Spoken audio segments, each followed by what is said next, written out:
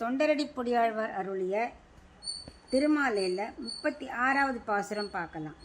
மழைக்கு அன்று வரை முன் ஏந்தும் மைந்தனே மதுர ஆரே உழைக்கன்றே போல நோக்கம் உடையவர் வலையுள்பட்டு உழைக்கின்றேற்கு என்னை நோக்காது ஒழிவதே உன்னை என்றே அழைக்கின்றேன் ஆதிமூர்த்தி அரங்கமா நகருளானே. இப்போ இதுக்குள்ள அர்த்தம் பார்க்கலாம். போன பாசுரத்தில் தானே ஆழ்வார் பகவானை பற்றின்றே என்னை விடாதேன்னு சொன்னார், அதனால் எனக்கு மோஷம் தரணும்னு சொன்னார். ஆனால் பகவானை உடனே கொடுக்கல. இப்போது ஒரு குழந்தை அழுதுன்னா பசின்னு தாய் உடனே கொடுத்துட மாட்டார், கொடுத்தா கொஞ்சோன்னு சாப்பிட்டு போருன்றோம். ஆனால் நன்னா அழவிடுவா இல்லையா? அதை மாதிரி பகவானும் உடனே மோஷத்தை கொடுக்கல, போய் நன்னா இன்னும் கொஞ்சம் தவிச்சிட்டு வரட்டும் அப்படின்னு போய் சயனிச்சுட்டார். இப்போ ஆழ்வார் தவிக்க ஆரம்பிச்சிட்டார். ஏன் என்னை கூப்பிட மாட்டேங்கிற அப்படின்னு புலம்புறார். நீ அன்னைக்கு இந்த இந்திரன் கல் மாதிரி பொழிந்த போது என்ன பண்ண?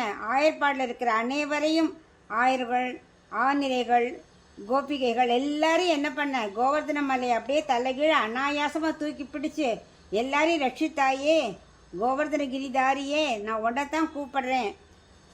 அது எப்படி கஷ்டப்பட்ட தூக்கி பிடிச்சார்?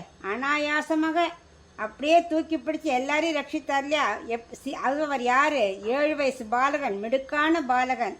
அப்படிப்பட்டவன் இத்தனை பேரை ரட்சித்தையே.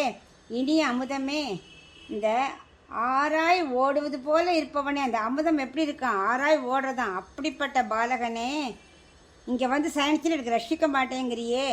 நான் தெரியாமல் இந்த மான்குட்டியோட விழி போன்ற அழகான கண்களுடைய பெண்களோட வலையில் போய் சிக்கின்ட்டேன். ஆனால் பெருமாளே, உன்னோட கலாட்சத்திற்கு அல்லவா நான் அகப்பட்டு கொள்ள வேண்டும். அதை விட்டு எங்கேயோ போய் மாட்டின்ட்டேன். இந்த சீரகர்கள் சயனித்திருப்பவனே, நீ என்னை ரட்சிக்க வேண்டாமா? உன்னைத்தானே நான் அழைக்கின்றேன்.